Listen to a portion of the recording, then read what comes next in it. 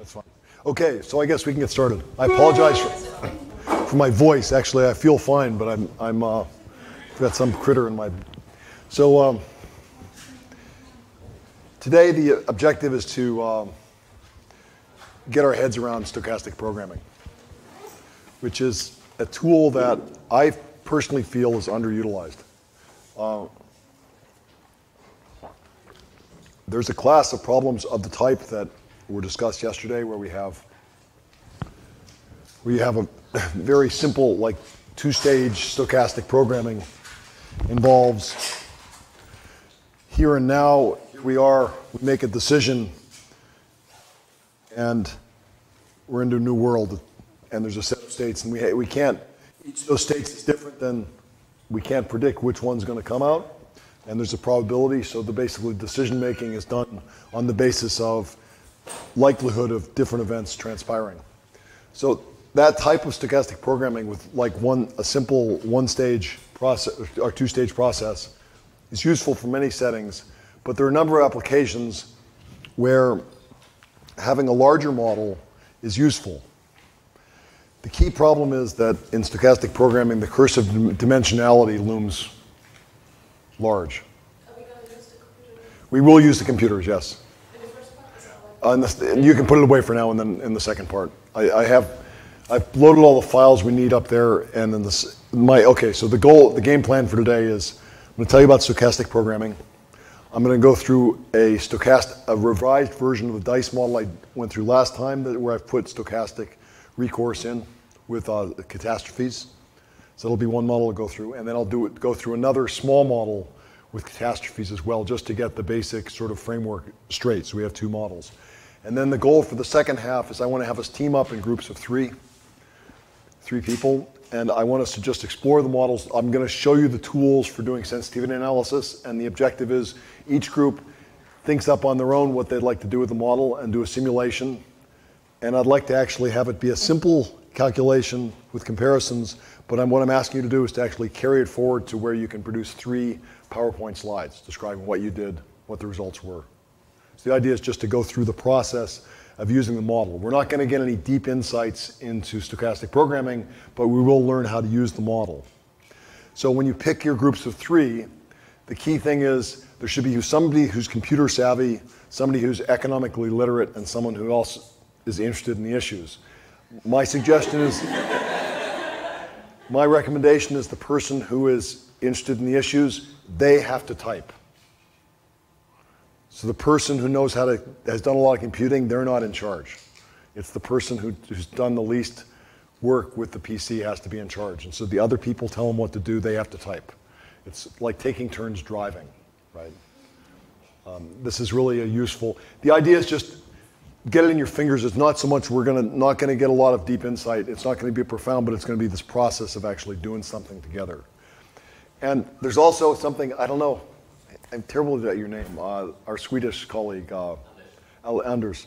Anders is from the software industry, and it's kind of funny because back in 2001, 2002, Rich Rituals came to me. It was after Alan Mann's untimely death. Tidy but untimely death. Alan was always a very tidy guy. He had everything under control. And he fell off his horse at age 83, preparing for a dressage competition. And luckily there was a Stanford heart surgeon at the stables who kept him alive, and they got him to the hospital. And he was in a coma. And then his wife and his daughter is like a film producer, works with Robert Redford. And so his daughter flies in from New York. He's been in a coma for 3 days. His wife and his daughter go into his hotel room. He wakes up.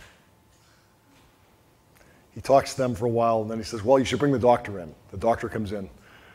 The doctor says, Alan, I'm afraid it looks bad. Looks like you've fallen. It looks like you may have done something to your spine. You're probably not going to be able to walk again. As soon as Alan heard that, he said, okay, I've had enough of you. Go away. And then he proceeds to talk with his daughter quite cogently about the 7 different papers he's working on, where they are, how things should be organized. He says goodbye to his wife and his daughter, and then 2 hours later he dies. The guy was like, just remarkable. So what we're learning today is stuff that I learned from him in 1980. So this is stuff we think this is profound. It's not profound. This is a tool that's been around for a long time. And I'm a bit of an outsider. I'm not, because I wasn't trained originally as an economist, I learned economics just teaching economics. I don't always follow the hymn book about how you do stuff. But my perception is that a lot of economics has this perception that stochastic programming is incredibly impossible. And there's this view that every time you have a stochastic program, you have to design an algorithm to solve that problem. And what I'd like to show you today is there's a large set of problems in the middle. They're not trivial two-stage problems. They're not ultra large, but they're the type that you can get workable insight into the issue, and you can solve them on your PC. And if you're careful about how you can do it, you can have a control over how much complexity you put into the model. Because the key thing is with stochastic programs, it's about how many states of the world, how big a tree you have. And the whole thing is just getting your mind around how you control the tree. That's the key ticket. Because if you can control the tree, then you can keep track, you can keep things at a stage that you can get insight. From a small model, you can see what happens when it starts to get larger.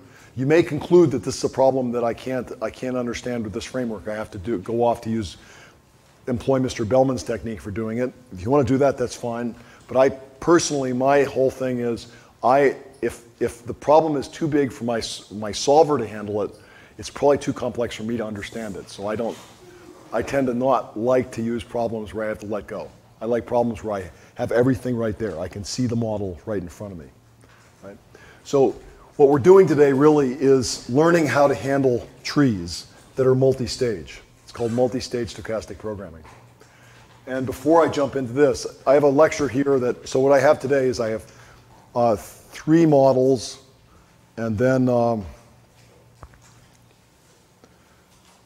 I did some work yesterday. I should have been working on my lectures. I didn't make them very slick because I was working on Sven's problem. So I have a little model that has this other Epstein's in preferences compared for a little Ramsey model. So I can show you what that looks like in GAMS and stochastic programming framework. I still don't understand it completely, but it's kind of useful to see.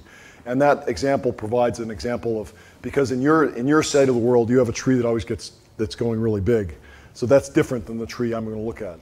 So most of the problems we'll work on today are ones that involve what they're known in the decision sciences literature as stopping problems. So it's a stopping problem, which is I'm always, when I hear about stopping problems, I always remember my PhD qualifying exam, which was, you're going to the movie theater, which is in the center of town. The parking slots are numbered, so you know how many parking slots you are from the middle of the town. For some reason, I'm not sure why. The problem gets much more interesting if you let P be a function of how far you are away. But if P is IID, they're all probability P, they're going to be open. You're driving toward the center of town. You see a spot that's open. Do you park there or not? You know you're 150 slots away. Do you take the time to go forward, or do you stop at that point and take it? How do you minimize the time it takes to get, the distance you have to walk, right? It's a wonderful problem because stopping time, I immediately think that problem, but I also think that problem just about every week. Anytime I'm driving around, I'm thinking, okay, now I have to decide, do I stop here or do I keep going, right? So stopping problems are things where you have to make decisions anticipating an event that may be taking place. And in the stochastic programming world, these types of problems, I would contend, are quite relevant to climate change. The classic one in integrated assessment is catastrophe. Why do we want to abate? Certain things we can characterize in terms of market and non-market damages. We do this stuff, we know that sea level is going to rise, there's going to be less productivity. So there's all these smooth stuff, but where's the debate about to take action? It all has to do with, is there going to be a catastrophic event, right? So the idea is mitigation is motivated entirely by trying to reduce the probability of that. So in that sort of world, we have a tree that looks like this. I apologize, it's all discrete time today, and nothing. So you have a tree that goes like this. And then at each point, there's going to be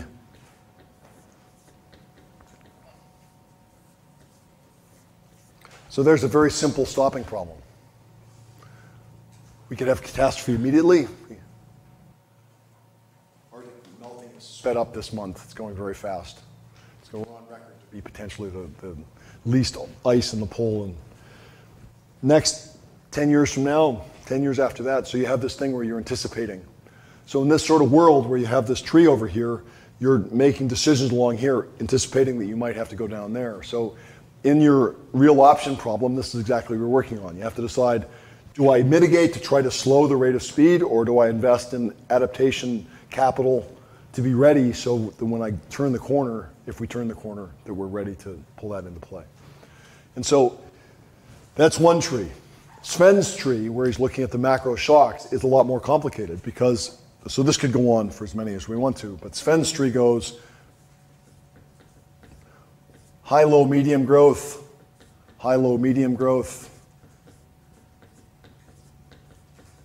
high, low, medium growth. So the problem you can see immediately, this sort of tree is, we have to keep track of what's going on in each one of these little circles. We have to keep track of each node. So this guy gets big fast. So in your model, if I have a simple, just a consumption side model where I have uncertainty about GDP growth, then you go to eight time periods, it's already a big model. It's like 40,000 variables. You could assume that if you're having a good shock and a negative shock into different periods, they compensate each other, so you are getting the same kind of technology. There's lots you can do to try. I mean, you can try to, you can make approximation guesses in the formulation, but the other way to do it is to say I write down my model and then I use a formal method for how to make it simpler. So there's ways that going about that. And today at the beginning I'll talk about those methods. Most of the stochastic programming, and again, I'm just telling you what I think. This is not profound stuff, but basically most stochastic programming is specialized algorithms for solving monster problems where it's relatively easy to intuit what the problem is, but it just gets really big really fast. And those types of problems, these are usually things where some sort of dynamic programming method is going to be improved. But again, my interest is in things where I can write the model down and see it. I don't trust that I'm not reliable enough about implementing algorithms specific to given models. I like to always have the model be where I can see the equations. I can evaluate whether they're true at the point. There's no, so there's trade-off.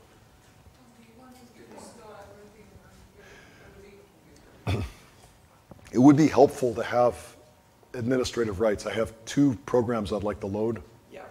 Under But I here. was just thinking, so as not to waste too much time during the class, could I maybe install it on our laptop and then just bring the laptop in when it's ready? Perfect.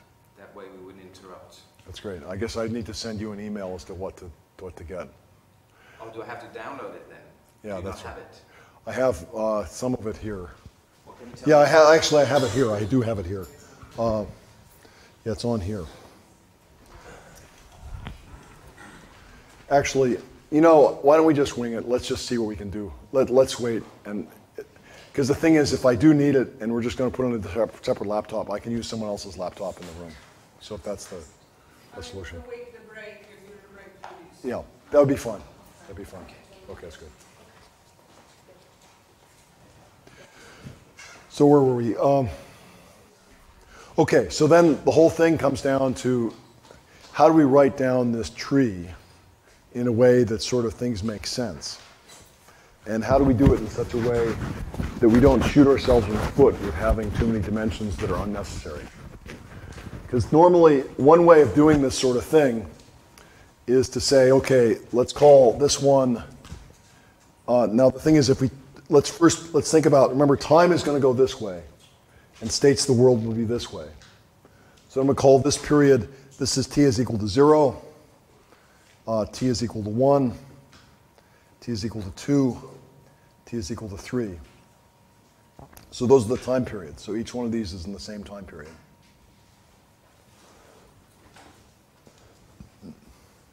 And then we have to have names.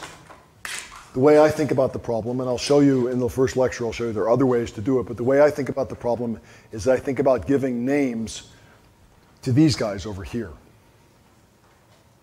And if we think about this being catastrophe, I'm going to name this one never.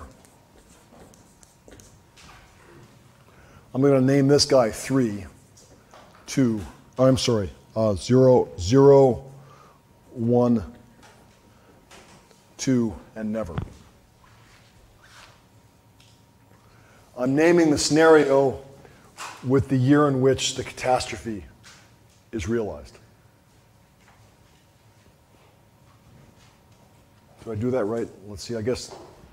I'm sorry, this guy should be, to be consistent with what I did. You can do it however you want to. I'm going to say 3 is the first year in which we realize we have a catastrophe, 2 and 1. I'm sorry.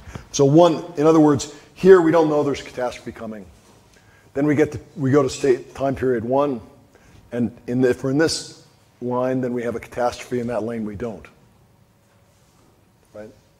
And then we go to the next stage, and at that point, here we still have a catastrophe realized in plot 1. Here we have a catastrophe realized in period 2. This guy we still have never.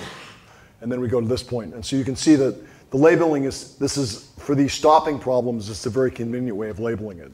Because that means that the stopping problem, then the labels of the scenarios correspond to the year in which the outbound thing was realized. Okay. It's completely up to you how you do this. There's no one way to do this. You can give it names. You can call it Fred and Joe and Jane. So there's no need to. But I'm just going to show you now the one sort of thing that we have to bear in mind is that the crucial idea here is that when we're at this node, the consumption in period 0, we usually think about decision variables, let's call it x, as x sub st.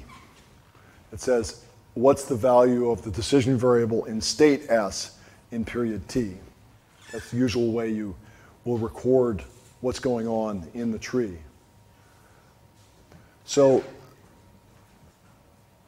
implicitly, that notation suggests that somehow you have a full set of values for each period of what's going on in each scenario. And in fact, you don't really have to keep track of the full set all the way along. Because here, the ones that go, if we call this node 1, call this node 2, call this node 3, we can see that x of n1 is the same as x of never, comma 0.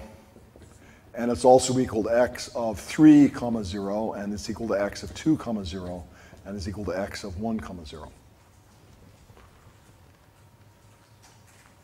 Because all those, if we're thinking about it being x of, so this is the nodal representation of what's going on, and this is the xst notation, keeping track of by scenario and time period.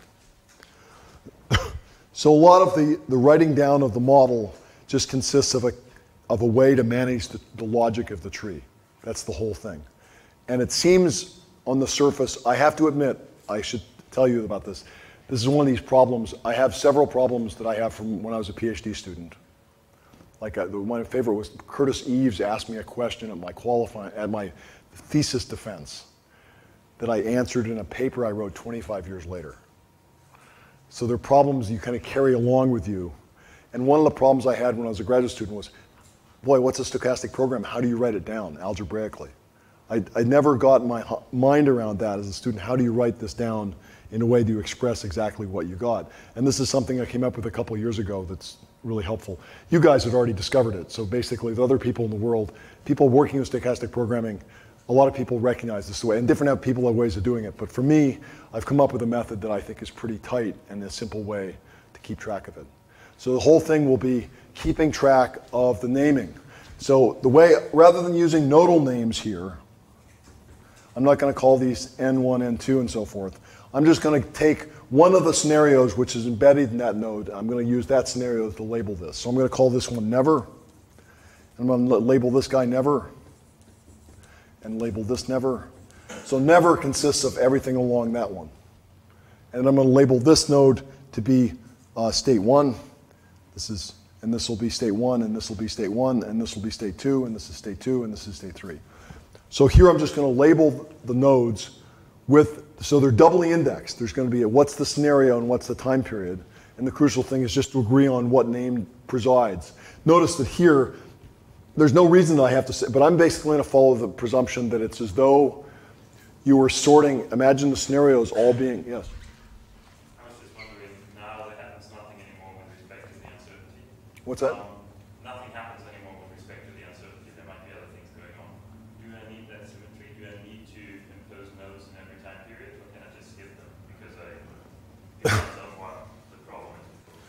There's really no need. I think that you could have it be asymmetric, but I think my intuition is that you have to come up with some method of coping with the complexity that would introduce, because it helps to know. We're going to come up with a way of referencing what was the parent node to where we're sitting, and that's the whole thing, is how to write down the equations that correspond to it. So those 4 ones, they are really a numerical thing. They're not really necessarily the economic model, but I should have them because the numerical method wants them. I'm not sure I understand. Say it again?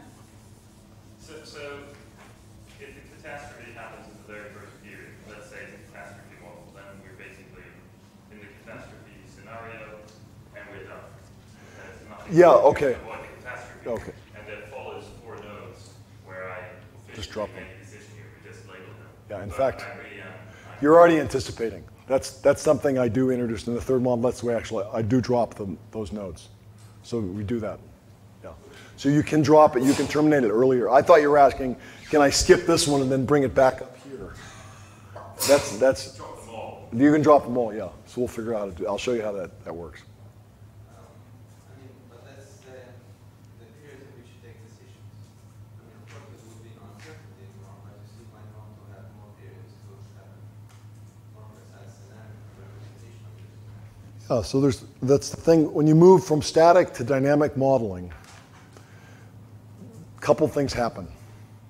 One thing you saw in the last lecture, one thing happens is that the benchmark national accounts may not match the model, because investment and capital stock earnings may not be consistent.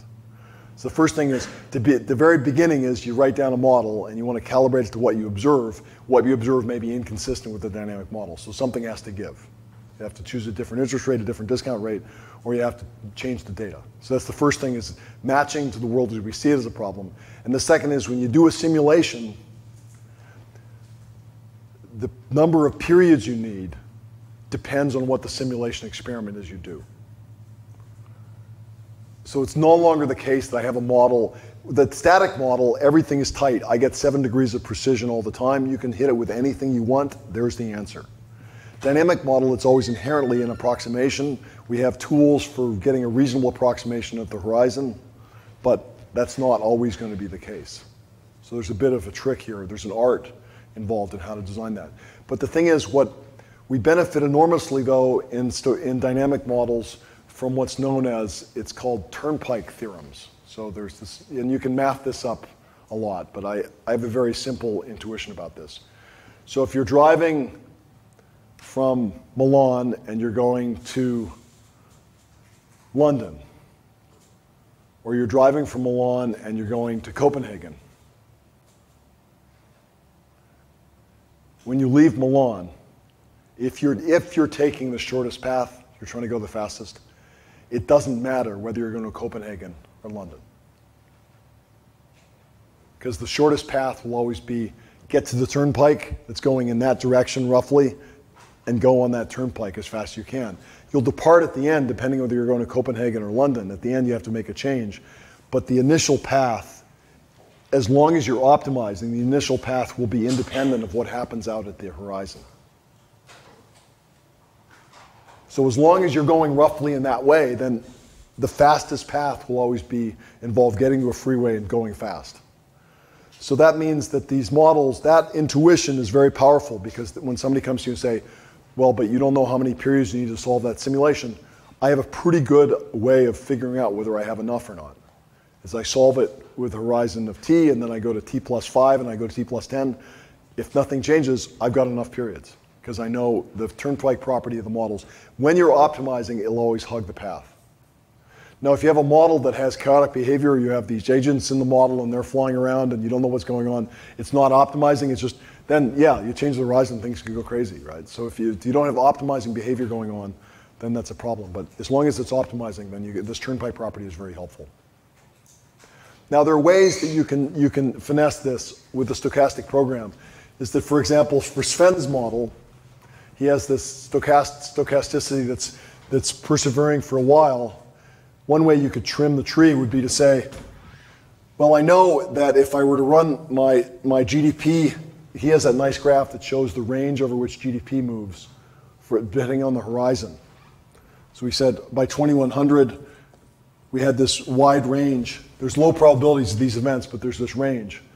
So you could, at some point, you could say, well, let's just shift to a deterministic model on all the paths that remain, and pick growth rates along those deterministic paths to roughly flare out. That way, when we make early on decisions and we're concerned about the fact that policy in the early time induces different GDP costs depending on what's happened to productivity, we have that. We just don't have the hedging that's going on in the latter part of the model. Can you relate that to the turnpike theorem? Can you say that when it managed from the start,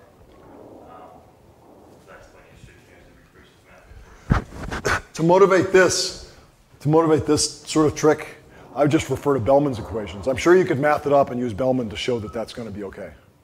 In other words, when you do a Bellman approximation, you do stochastic programming, you're not even using 3, you're using 2. So what you do is when you use Bellman, you use 2 periods, you find the optimal policies, then you put labels on them of what the value functions are at the end, and then you go and do it again. So I'm just saying is, let's do Bellman's, but let's add 5 or 6. And if you want to get fancy, then you can estimate Chebyshev's polynomials and put value functions at the end. You can do all that stuff. But I'm saying, first thing I want to know is, what's the problem I try to solve, and can I do it in one shot without having to hedge? As a side note, you take a different highway out of the box and drive. Okay. Is that true? Yeah, just check. Okay, I apologize. Okay. Touche. Yeah, sure. So how much, so I call it two-stage stochastic programming. So how much do you gain, how much is your near-term decision, how often does it change significantly by adding a third and a fourth and fifth stage? I mean, my impression is that it doesn't change that much very often, but do you have a sense of that? Well, the thing is, if you're asking, I mean, this is what interested me in the problem. We're motivated by the same thing. I found the problem too hard with multiple technologies. But the thing is, I think the really intriguing question in climate change that we don't have a framework for looking at is, how much money do we spend on R&D, and how do we distribute it? Do we, And across time. over time, yeah. Do we spend the money now, or do we spend? And I can't help but believe that that's not affected by what we anticipate the threat is. Right. But I think 3 stages might be enough for that. But the thing is, I'm going to give you, I'll give you a tool that you can use n, and you can choose n equal to 3, right? I'll give you a tool that you can use, you can write it down, and then you can find out. I think that's an empirical question. Right, yeah. I think I believe that it's true that, like, Bill gave a brilliant introduction and motivation for stochastic programming, act then learn, and he just used a two-stage model.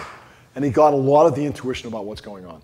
So I'm just a plumber, I'm just showing you how to do it with more, right? Mark Webster does have a paper that was in decision analysis on climate change, where I thought he was comparing more stages to fewer stages, but now I forget actually what it is. I think it was that it didn't matter very much. But that's a particular problem, though. So what you're saying is you don't really know each problem. It might be important, it might not be important, and now you're going to show us that we can actually test it. I'm just into tools that make it possible to do a rapid prototype, get a sense of what's going on, and then maybe drill down to get deeper.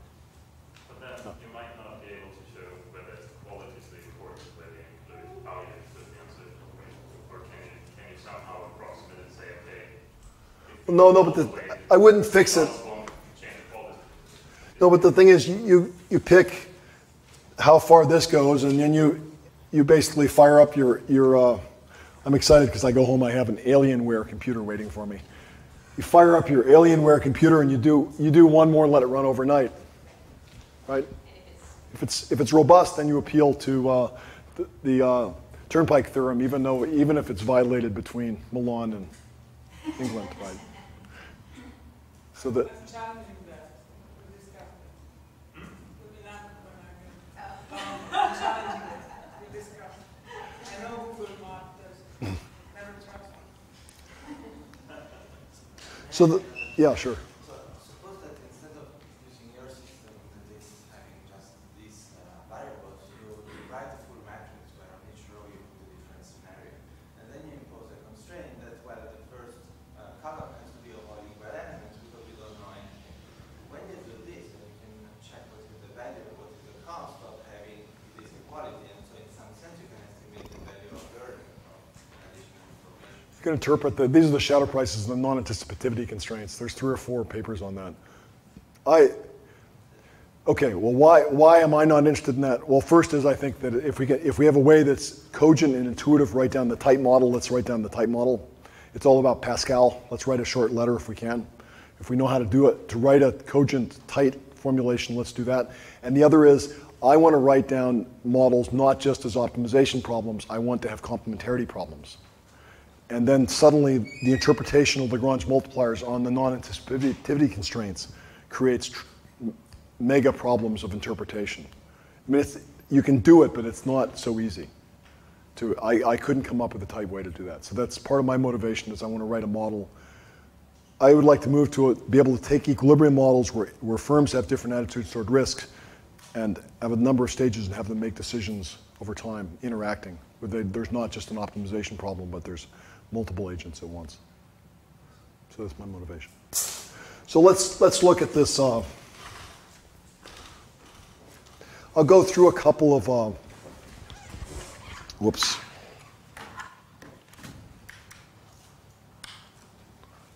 Is this the same? Oh.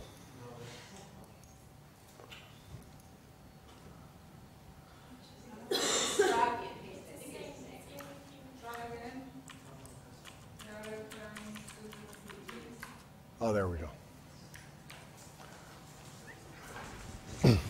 So this was the state of my understanding of stuff when Yves Albers came to my office after taking my rather boring business economics class in lecture. He's a mechanical engineering master at ETH, and he just came in and he said, "That course was okay, but a little bit boring. How about doing something real? I'd like to." I say, "Oh, that's nice." You know, undergraduates, you say, "Okay, well, what would you like to work on? What are you interested in? Can we get you motivated?" He says, "No, I'm very interested in whether or not we can use futures markets and electricity prices and hedge those against decisions about how much water to pump in the reservoirs." He had already done all the research on it. It was a real option problem. The decision about, and suddenly you bring together the reservoir decision and then you bring together the futures prices, and he already had done the research on exactly where the information was. And he said, "Yeah, I'm not certain, but I think I can beat the guy who's scheduling the reservoirs at this big dam." I'll show you a picture of the dam. So he was like way ahead. He knew exactly what he wanted to do in his thesis. And it was really refreshing to work with this guy because he was so well motivated. So I'll show you first the problem that got him interested in why he came to see me is because I have the general eccentric power is one of my favorite methods, torture devices for first-year PhD students. I find that the best way to learn modeling in economics is linear programming, where you have words, and you have data, and you want to know the number. But did anybody get the number? What's the minimal concavity in Jim's preferences that he dates these 2 girls? Did anybody work on that problem? That's a good problem. I'll show you the answer tomorrow. So these problems are nice, the ones that are simple to write down. So this is a problem that says, okay, we have this system, we have inflow to reservoir A, it goes to power B. From B, if we generate power, then the outflow goes into the reservoir for B, and from B we have the power and we produce power from plant B, or we spill water. So spilling water is always a possibility, and then you just want to manage this guy over time. And so the basic sort of, in the simplest version of this, you're given, this actually was a Danzig problem. This was from OR 348. Did you take 348? Kurt Anstreicher was anyway. So this gives you a couple months. It gives you power in megawatt, that gives you the information, power capacity. And so power is sold at $5 per megawatt up to 50,000 megawatt hours each month. Excess power can be sold for $3.50. So first thing is assume flow rates are in and out are constant within the month. So that gives you the basic assumptions, asks you, okay, we'll solve the problem. And you can do that. Typically the challenge with beginning students, the first thing to do is to write the model down in a scalar form. In other words, forget about the indexing is where things get messy, but just write down the model. So embed these indices into the variable names and just write down the model that way. So you write down levels and so forth, spilled, how much power you produce, how much high and low cost power you produce. This is what's known as a blending problem. And then you basically can write down levels and so forth. And then you write down equations. So the equations here have to do with keeping track of what's going on. That's all fine, maximizing revenue. So that's off and running. So that's a dynamic model, but it's deterministic. So it gives you the, so if you write the same model down in GAMS, again, this is just to give you a feeling. We were talking last night, Valentina, about what we're trying to accomplish here. I mean, the thing is, learning GAMS takes a bit of, you have to like really kind of bite into it and get into doing stuff. I'm big on writing your own models from scratch as a means to learn, because then once you've done that, you pick somebody else's model up, you have a better chance of sort of getting your mind around it. And so what we're trying to accomplish this week is just to show you a bunch of stuff, kind of point to where stuff could go and maybe help you to show you what could be helpful for your applications. And so that, in that spirit, I'm just saying, here's a little example that you can go through. And I have a bunch more. I have 10 or 15 more I can distribute. So you can write down here, you keep track of what reservoir, what time period, how much you generate. You can put the bounds now, now the bounds are all indexed. And you can indicate, again, this is then looks like sigma notation. You just sum across things. You have constraint on the, that's the inflow, that's the level, plus the spill from the upstream reservoir. This S of R minus 1, if you're referring to the first reservoir, then you're indexing off the set. So R minus 1 is off the set. In other words, you're indexing the previous reservoir where there is none. GAMS just makes it disappear. That just goes off the bat. So this indexing is relevant. That's the spill in the current period, and that's the power you produce. That simply says the power, the water that flows in added to the level we had, plus the spill from any reservoir upstream minus has to be equal to the spill that we had, or plus the power we generate plus the level in the next period. This is the plant that Yves was interested in working on. Monster system. It's the biggest, I forget the name now, but it's like got, the Swiss are absolutely nuts. It's like they treat their country as though they were doing a model train set and designing stuff, because they have this incredibly elaborate system of train tunnels, and then the tunnels that are for moving water between reservoirs is even more complex. And so this is just showing the map. You have this big reservoir in the middle, but you make decisions about how you're going to move water, and it can be done. So it's quite elaborate how the thing works. And they have a very good system for managing it, but their system doesn't take into account what the futures price is. So this shows, here's a deterministic model for a single reservoir showing the variation in rainfall over the year.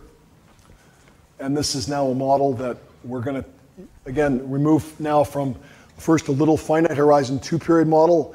Then the next model you want to look at, that when you think about this sort of problem, is you think about how do we operate, what's the best way to operate the system over the year. And so GAMS gives you the ability to reference the set on a circle so you can keep track.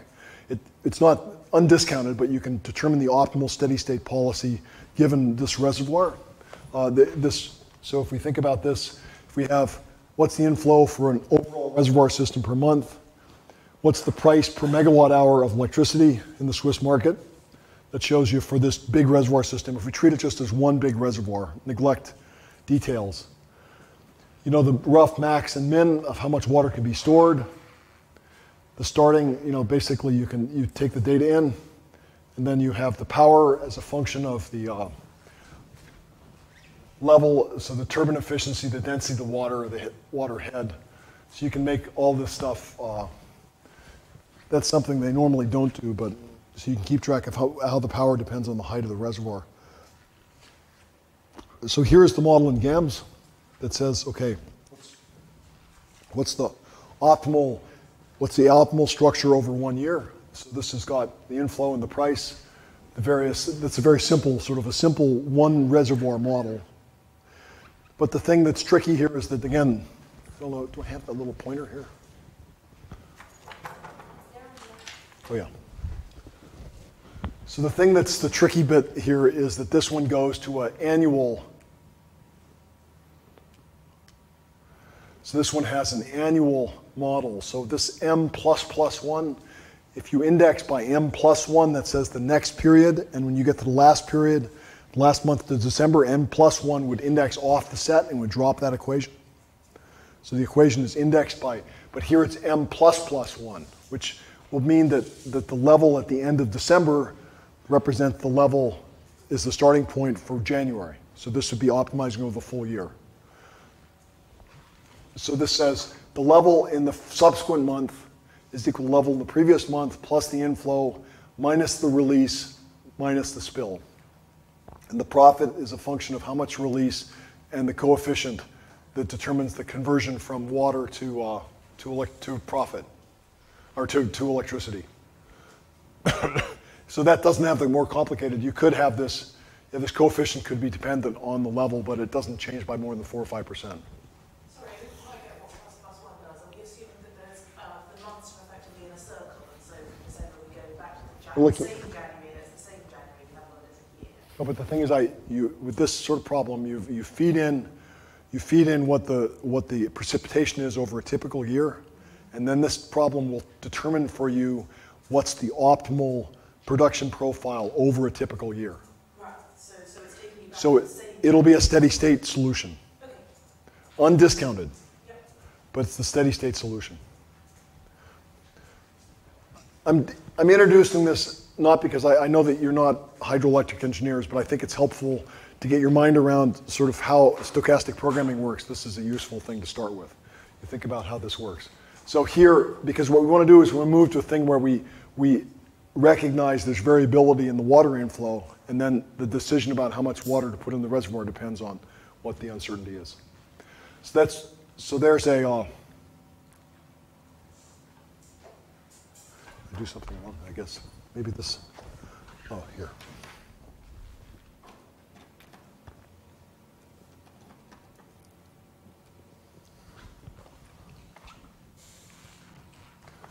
So that gives you the values. So just a digression on ordered sets.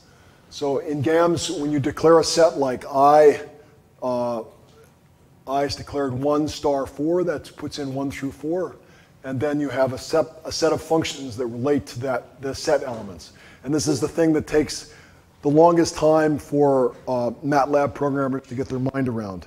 Is in MATLAB, you can use any indexing you want as long as it's integers. In GAMS, you can use integers and you can use anything else, right? So GAMS is much more of a flexible setting. You can use indexing by labels and names, and you can index. So it's very a generalized sort of set concept.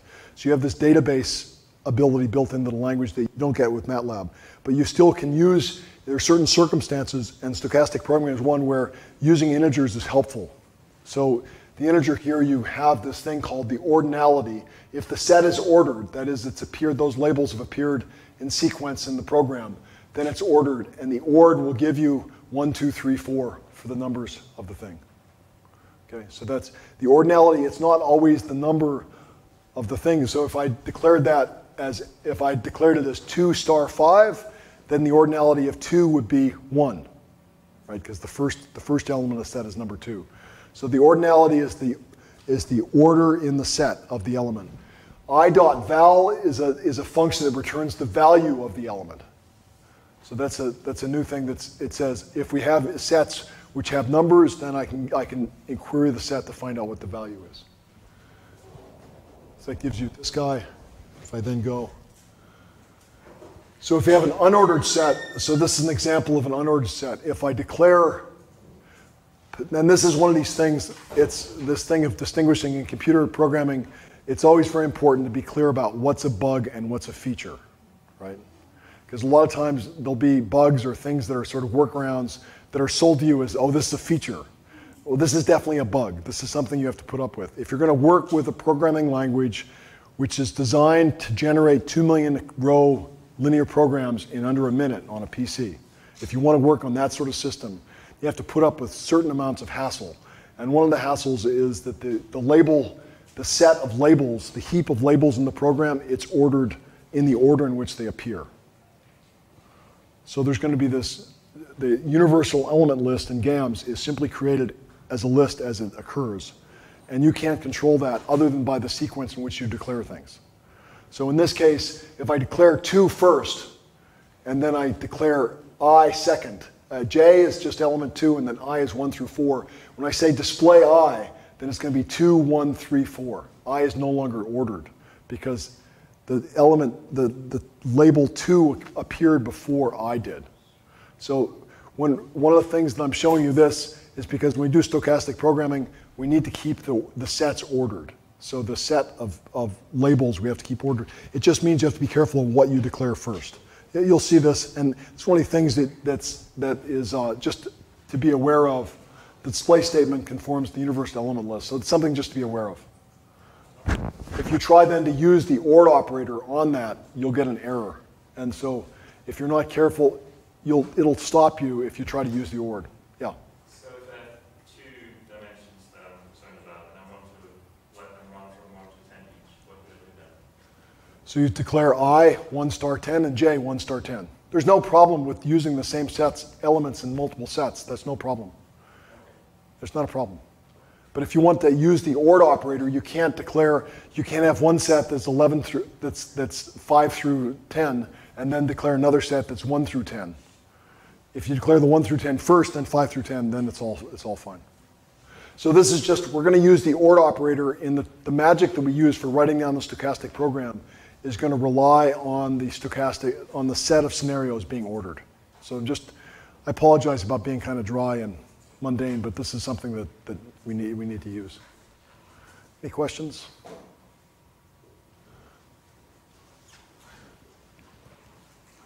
So finally, when we have a set I, we can say, well, what's the value of I? So that's 1 through 5. What's I plus 1? So if it's going to be I plus 1 is going to be, the I that gives you 2 is going to be 1. So this is just the value you get of I plus 1 for I minus 1, I plus plus 1, and I minus minus 1. So the plus plus and minus minus wrap around the corner, whereas the other ones will just drop the stuff off. So if you're in element 4 and you use a 4 plus plus 1, or 4 plus 1, it gives you nothing back. Okay. So there's the report. So that's the optimal program of inflows and releases with those prices. And one of the things that this relates is to control theory. Again, if you use optimal control, you do the stuff in continuous time. There are certain types of controls that have this property of being bang-bang solutions. You tend to drive you to the limit. You pick the one it's like a knapsack problem. You just find where you're going to put the water that gives the highest payoff. Once you've maxed that out, you go to the next thing, you give that the highest, and that's exactly what's going on here. You go right to the limit on the 3 months where you have lots of water, and then it goes into the other ones. So that shows the optimal release, and there's the actual release. Okay, so there's some difference between, it's not driven entirely by prices. So you might be interested then in saying, oh, but wait a minute, that's just the optimal steady state. We know that in any given year there's randomness going on. What's the optimal policy, the transition, where we think about optimizing the policy from an initial situation which may not be at this optimal flow, and this is keeping track. So this just, I'm going to jump through this, but this is, if you're interested in how to do a transition, looking forward in a dynamic model going out, this is a way to solve a 38-month model from 2011 to 2016. So that's the transition model. And you can, yeah, we get to, well, you can see, you don't have to go out there, you can see it, it jumps to the steady state almost immediately. And then you see here, you see the steady, you see the turnpike property, you're starting at 202, and this guy starts at 100, and you basically, it's going to be, it goes on the steady state, and then if you have a good terminal condition, it stays there. If you have a bad one, then it drives away. I'm not going to spend time, we have other stuff we have to do, so I don't want to go through this. So now, in these lecture notes, there's a simple little example of a two-stage model with uncertainty. And again, this is just a very simple stochastic model where you have 2 decisions. You don't know, you know what the prices are, you don't know how much exactly you're going to get. So this is a problem with too many words, I'm afraid, but during the daytime, the operator can sell electricity to PE. At night, he can sell the reservoir must be empty by evening due to maintenance.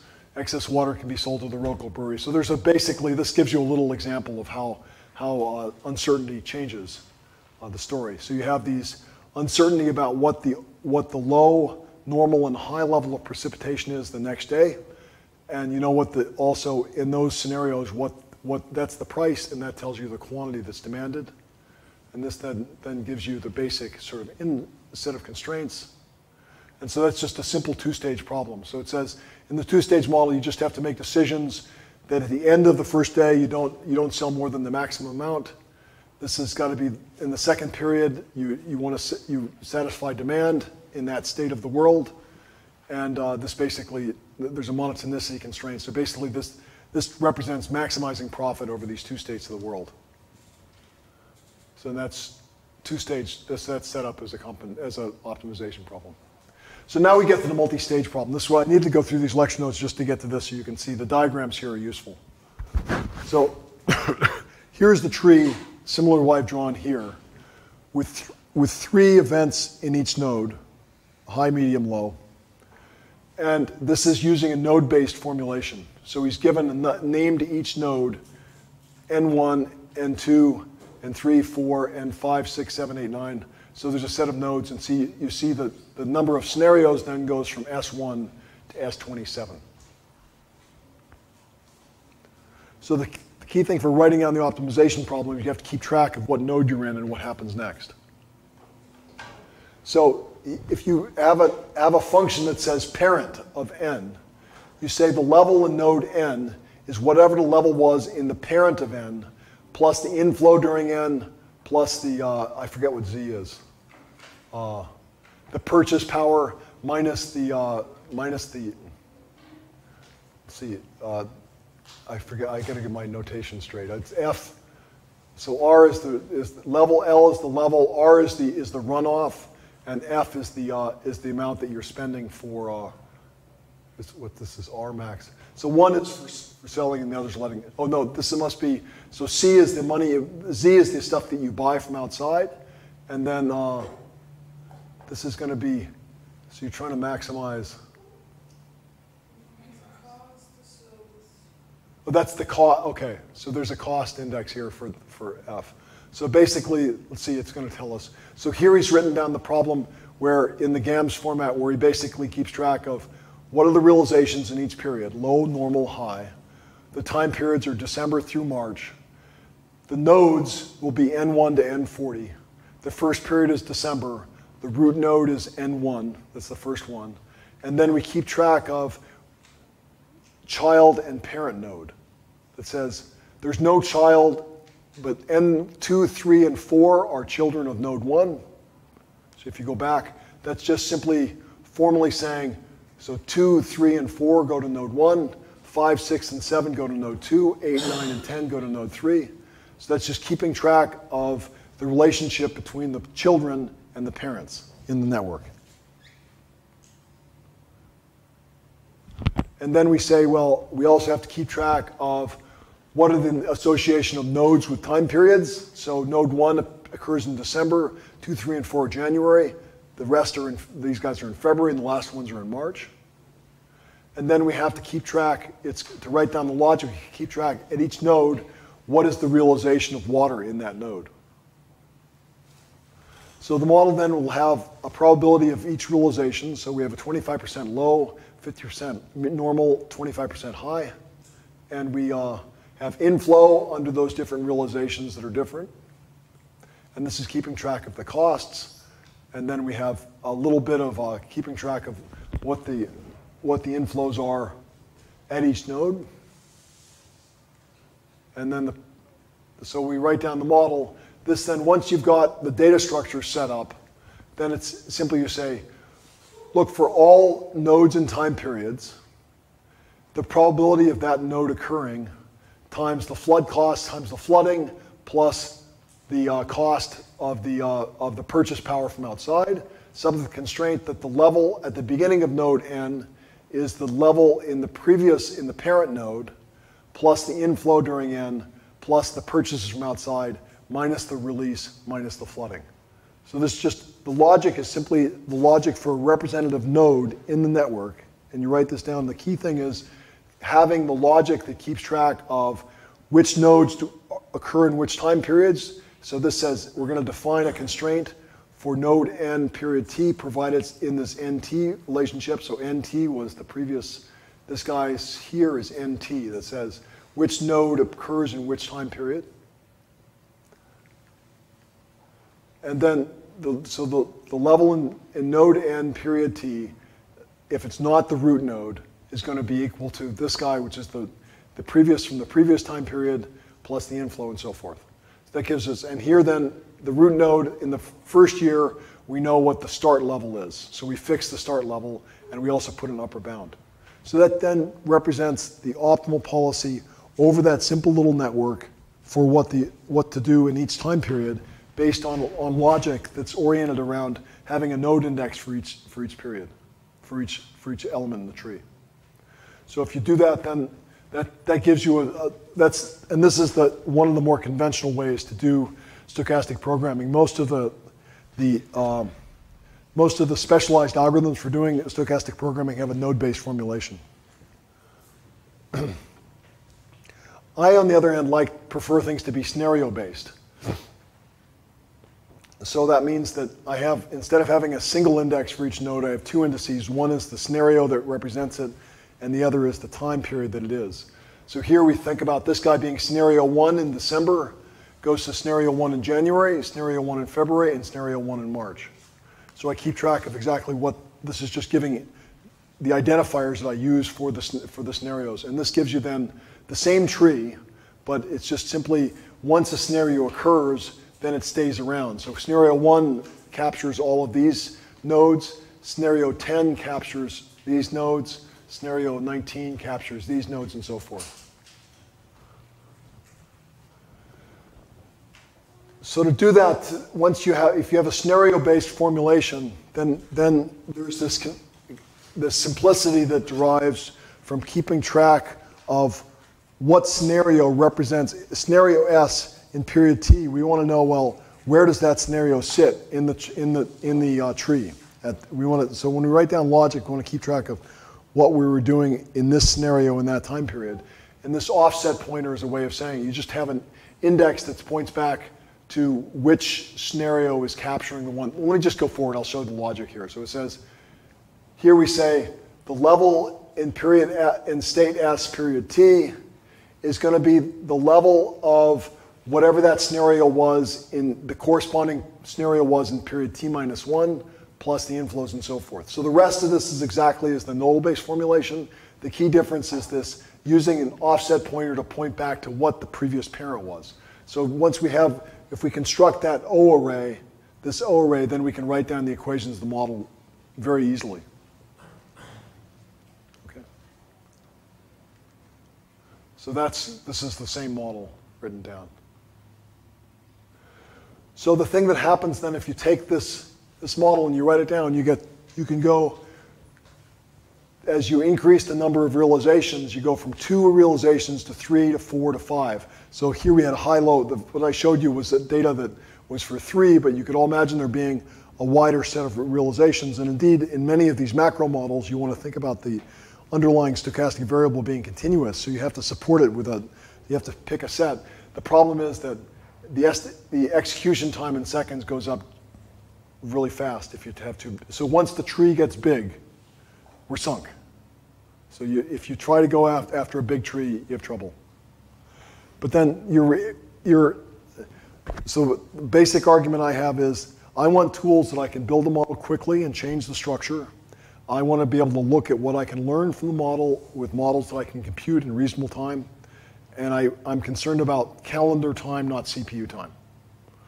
And calendar time is, if I have to build if each new model is a new algorithm, then that's a lot of calendar time. But the calendar time to develop an algorithm to solve, if every model is a new algorithm, it's a lot of work. So the idea here is that can we write down things? And my argument is, okay, 4 or 5, that's pretty good. So how many support did you say you needed for the? You guys have a continuous realization, but you said. We can, it depends, but on the question, in some cases we can do with 3 nodes to the algebra. So the quadrature methods mean you pick a set of points and you approximate what's going on. So there's a question of whether that's good enough or not. But it's not that it's not hard. If we then increase the time period, this is more symptomatic as well, is the number of time periods.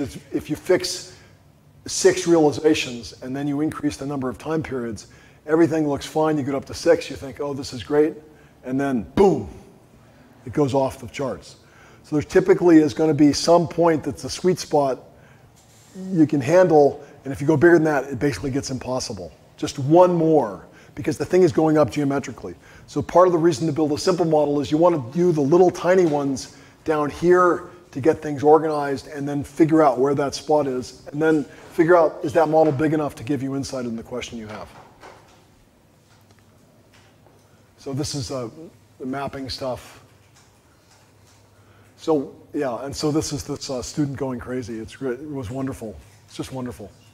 Because he goes off, he immediately discovers that yes, okay, the problem gets harder as it gets bigger, but actually in GAMS, the problem is setting up the logical data structures to represent the model dominates the time it takes to solve the model. There are problems we have which take 2 hours to generate the logical structure, and you get the model into C-Plex, you can solve it in 30 seconds. So the time to generate the logic to write the model down, which is, it's kind of amazing, but GAMS tends to be kind of slow in certain types of operations.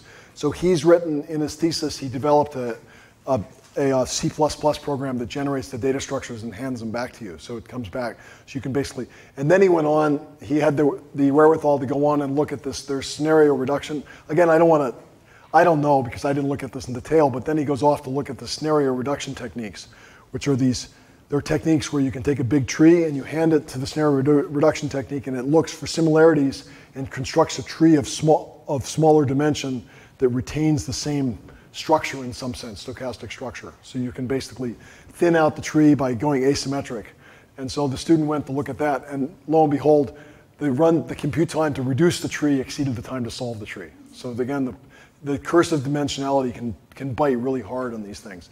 So I'm not a big fan of going big with it. The technique I'm saying is, if you want to build a big stochastic, you want to look at something as stochastic and complicated, I say fine, but first build a little model to understand what you're going after. And then once you have a little model built, the prototyped, then certainly you can test your model-specific algorithm by verifying, get the same solution back, right? It's all about, computer programming is very much like rock climbing. It's all like, you never take the next pitch until you're sure that you have the safety established where you are.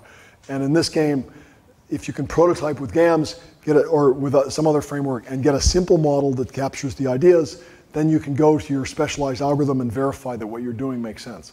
Otherwise, you have a big complicated model and a new algorithm, it's very hard to tell, is this right or wrong? It's really hard to tell.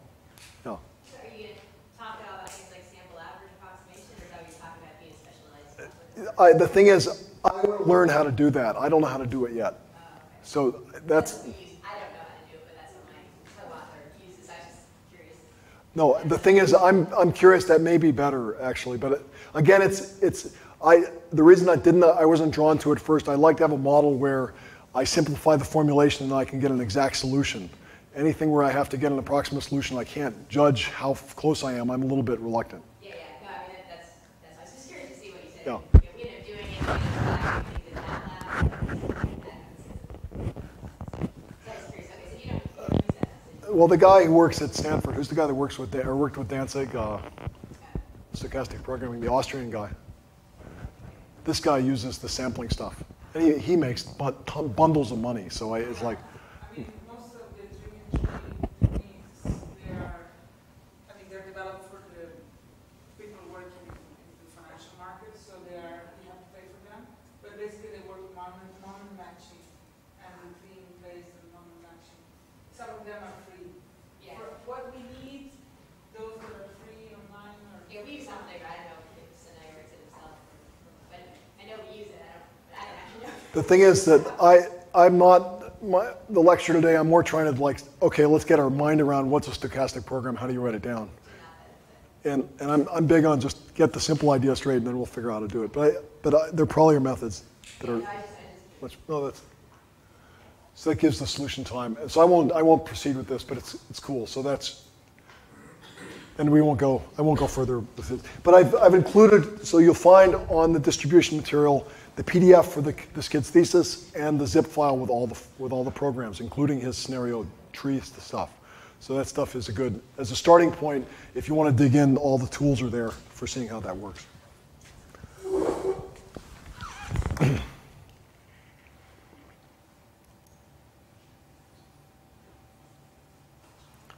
So,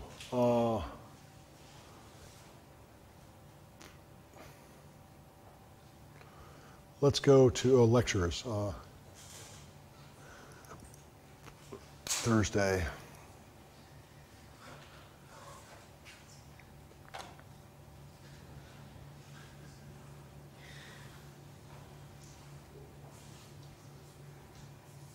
Is the elephant rabbit the one by Alabama?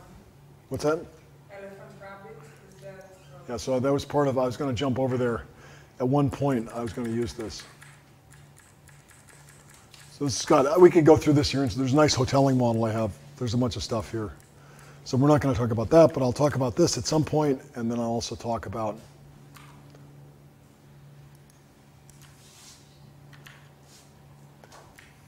so I'm just going to go, before jumping to the DICE stochastic programming model, I thought I'd first go through a simple little model that's even simpler. So it's intended to be ultra.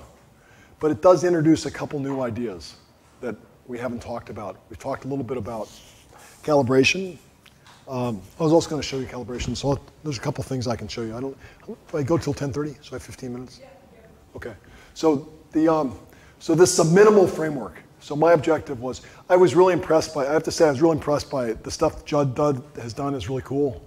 And the stuff that you guys have done, there's a whole bunch of people working on precautionary and climate. And this is just sort of work in progress. I don't have a paper on this yet, but I'm just kind of curious about what's the minimal tool we have to get at this question about fat tails. How do we build a simple little model to get at this question about how much damage do we have and when does it come and how does this affect things? So this was a first pass at that. And so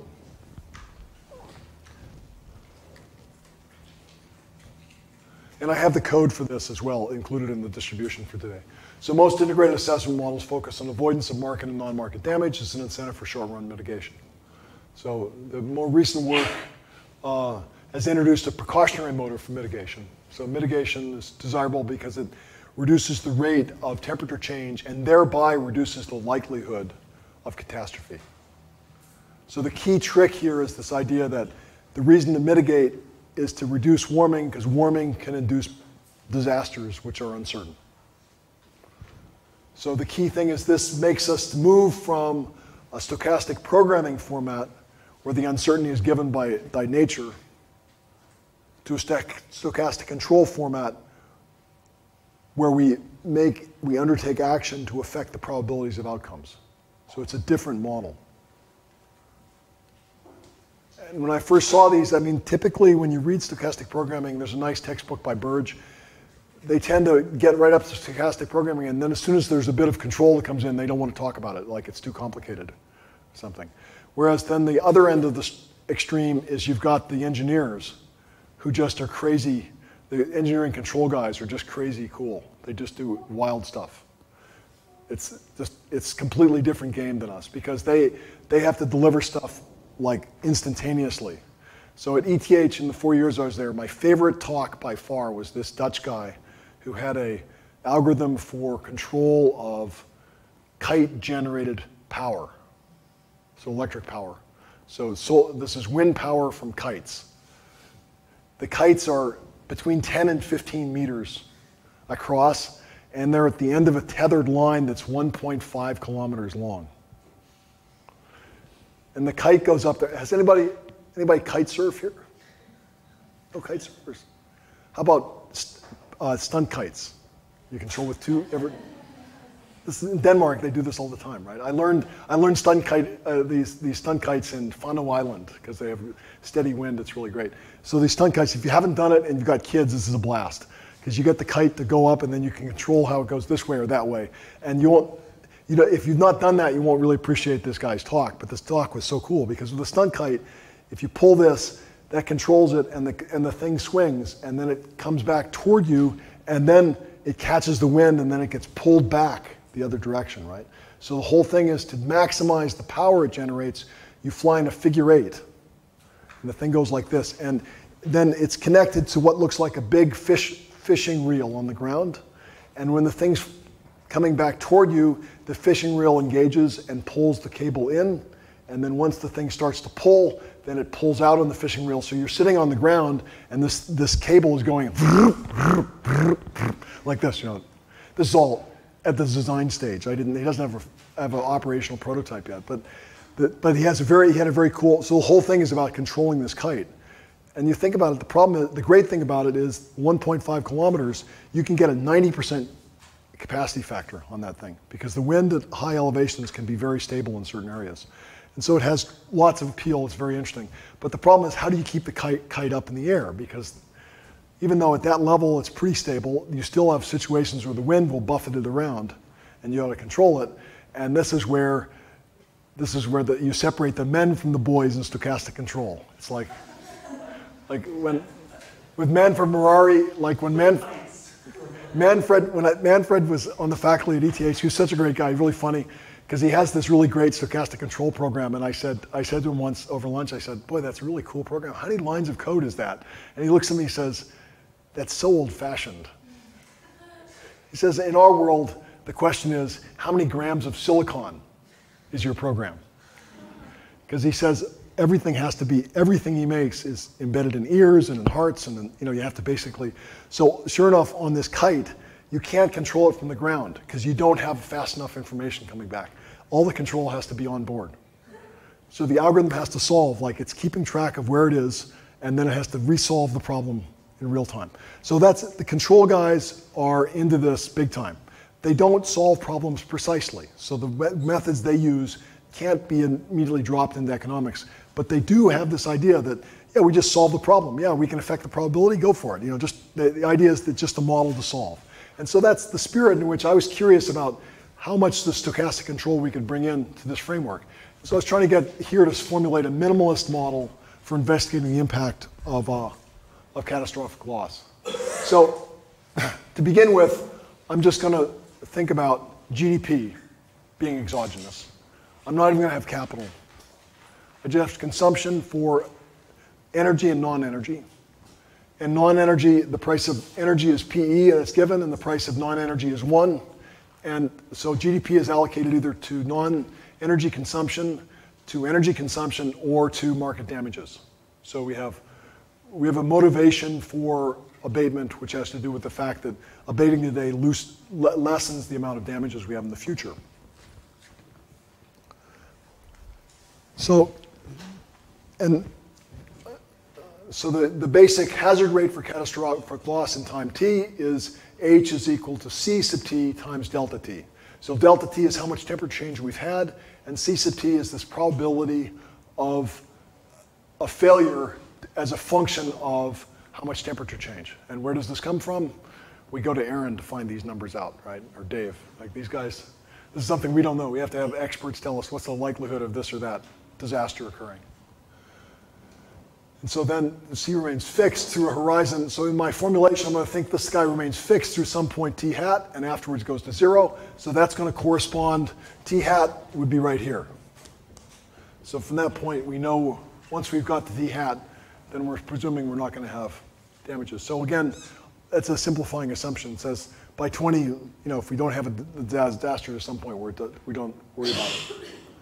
So the probability we have a catastrophic loss has not taken place in period t plus 1. The pi sub t plus 1 is 1 minus h times pi sub t. And then the probability of a loss in time t is p sub t is equal to h sub t times pi sub t. So it's just a simple, yes? Just a quick question. I presume only when temperature goes up, you actually have a hazard rate, right? Only when temperature goes up, that's right. So if you have a period when temperature goes down for a little while, and then it goes up again, is the hazard rate then still positive? Or? No, it'll still be positive, but it'll proportional. So if you can cause temperature to go down, then the hazard rate will go down. I don't think that there's that many technologies sitting out there that we can use to get the temperature to go down. I mean, it's possible. Yeah, I guess you can geoengineering. Similar presentation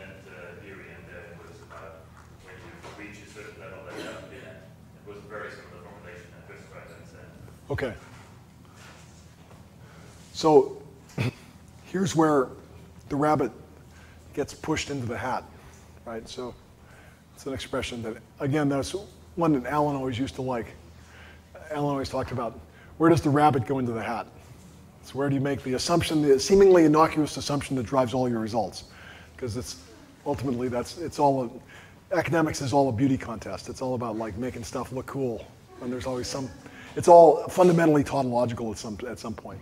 So here, I'm going to make the seemingly innocuous assumption, which is going to like completely, it goes back to the question Sven asked at the very beginning. Sven asked, is it possible to have the scenarios but then chop them off? So we have all these trees, and I'm going to chop them off in this model because I'm going to assume after the catastrophe is really bad, and it's so far out of my knowledge that I'm not going to model what happens after the catastrophe. I'm going to say consumption takes a big hit. So I'm going to say it's bad. How bad? What's the epsilon delta? You have to tell me how bad, and then I'll tell you the discount rate, not the other way around, right? So it's all about, I'm going to take mu sub t as being given. So here we have, that should be t greater than t. So t star sub t is the time at which, in scenario S, that's the time in which the probability increases, and this is going to be for t less than t star. So this is keeping track of what goes on in those guys. And the tree will still involve deterministic points where you have the catastrophe occur, but what we're doing inside the model will be by mitigation measures, we're changing the probabilities that we hit each of those things. Okay? So this is saying, so we're then looking at it in state S. In state S, I'm going to say the utility depends on the discounted sum of utility along that scenario. And I've got an elasticity rho sub t is the primal form of the intertemporal elasticity. So it's not Epstein-Zinn preferences, but there's two elasticities in the model. One that describes the willingness to substitute across time, and another one that has the willingness to substitute across states of the world. So this first one is given by the elasticity of intertemporal substitution. And then expected utility then is determined by the coefficient of relative risk aversion. Again, maybe I don't have the language right, but that's the inverse of the elasticity of substitution across different states. And so this determines the degree of risk aversion in that case. And we normalize utility such that when energy prices are fixed and income is fixed, that Z and U is equal to 1. I'm going to explain that in gory detail because the calibration is really the main trick here. The thing that's new here is that I'm going to think about there being no energy supplies. The price of energy is fixed, which makes it easier to reach the target, because if energy prices don't fall, then there's not this rebound effect.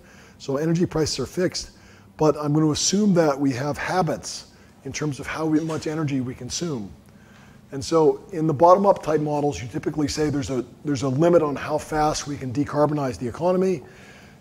It turns out that you can go back to Leif Johansson, 1962 paper showed the putty clay formulation. And so that's what we're doing is, this is putty clay saying that we have a new vintage utility function that substitutes between consumption of non-energy and energy. And then, so that describes substitution, but that only applies to new vintage investments. So this is just describing the substitution possibilities between new vintage investments. And that then means that I should have, wait, I have it on the other. I don't think I have it.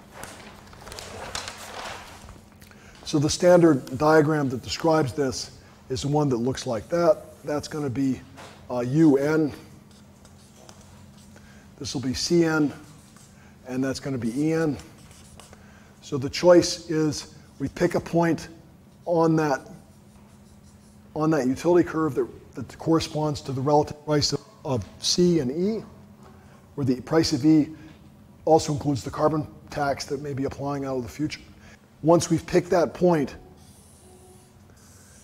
then we retain the same, that vintage of utility will always consume the same amounts of E and N, or E and C. So that means that I make a decision about how much how efficient a car I'm going to buy this year, and then I use that car for a certain amount of time. It depreciates over time, so that doesn't change my energy consumption ratio doesn't change immediately. Sorry, why do you have to say lambda for the So the key, the brilliance of the Putty-Clay formulation was Johansen recognized that if we assume evaporative decay of capital with the same rate, so evaporative decay means that everything decays at the same rate, then the representation of this seemingly complicated model is very simple, because that's the whole model right there. You have new vintage production, and then you have gross demand, and this captures the whole idea. Lambda is going to be the survival share of old capital. It means that in a given period, how much energy we can reduce only depends on what we do to the new vintage. We can't change the existing buildings. That's fine. I'm just concerned about how we get the same lambda. Because you assume that the coefficients of capital are inherited and everything decays with the capital. Now here we don't have capital. I'm assuming it's habits. So we bake the habits in, and then there's the rate at which we can change them. So changing things takes time. I tried last year to change. I decided last year when I moved to Wisconsin, I'd try to go for a year without flying. I thought, I'm just kind of curious to explore,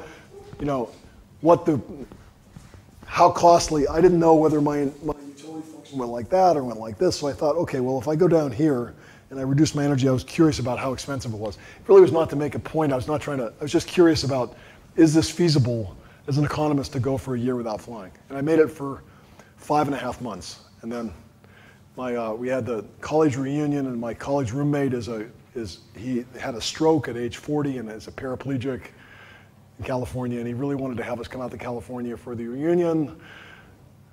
Then I was faced, do I say, no, I'm not going to go, or do I start flying again? So I started flying again. So all I can say is it's hard. Going to conferences, even environmental conferences, you send an email to the director, say, I don't like to give a paper, but I really don't want to fly this year. Can I just give the paper by Skype? The answer is usually no, right?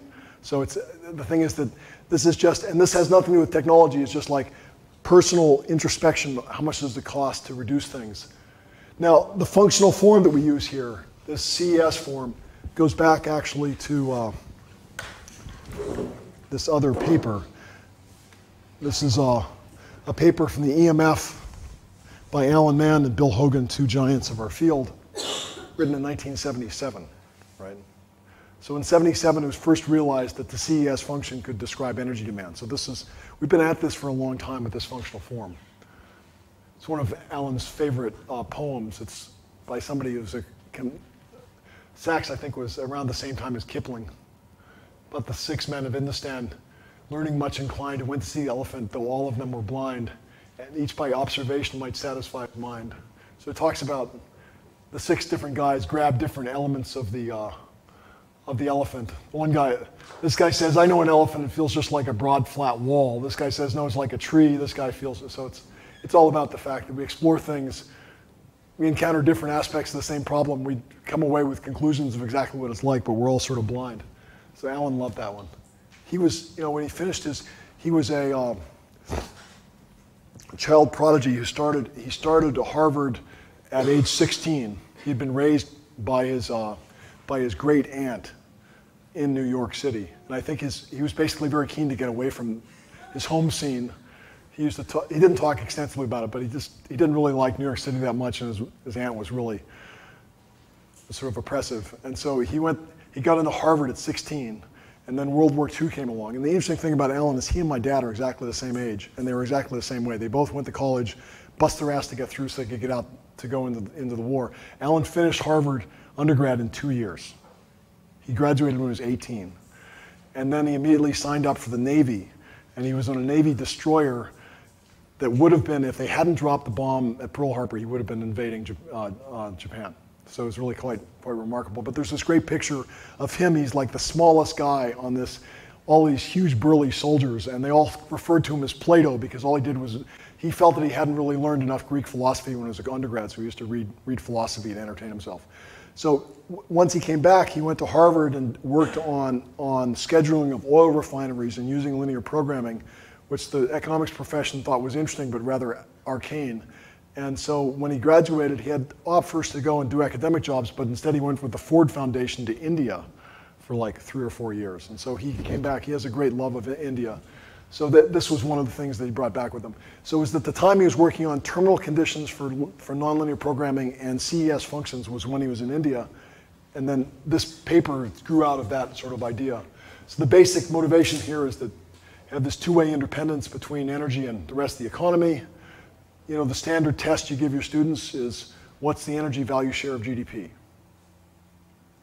What do you think the student's maximum guess is for that? How much of GDP is energy?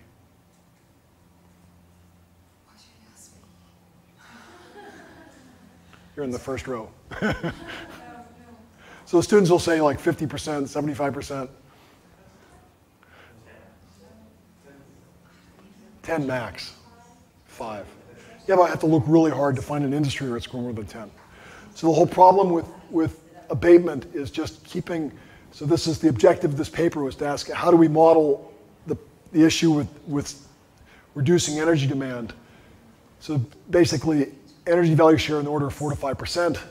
You know, you think a lot is made about electricity and how electricity prices are going to kill people. Electricity prices is a fraction of household expenditure, rarely more than 2%. What if the economies are not strictly dependent on oil and gas? Of course, yeah. If you're an energy exporter, then it's a different game. Yeah, sure. Yeah, you can find examples, but on the demand side, it's not a big fraction. But then the question is, if you're a demander, how much does it cost to reduce energy? And that's the key point. So these guys were the first ones to sort of talk about using the elasticity as a description of what goes on. And they also emphasize here the difference between short run and long run. So Alan at the time he was writing this paper, he was investigating how to use putty clay in the model to have an endogenous distinction between the short run response and the long run response. And this was from their paper. So you have the zero elasticity, unitary inelasticity, and infinite elasticity. And the basic point they make here is that, think about estimates of this, the long run elasticities are between 0.2 and 0.6. Electric vehicles and stuff, the elasticity is rising recently, but it's basically I won't, but I just wanted to show you this diagram. They're saying how much does it cost to reduce energy? It depends on this elasticity. So my model, I just have one elasticity that governs the demand response, the supply response, everything, but it basically follows along this idea. Yeah. Okay. So we'll come back, and let's go.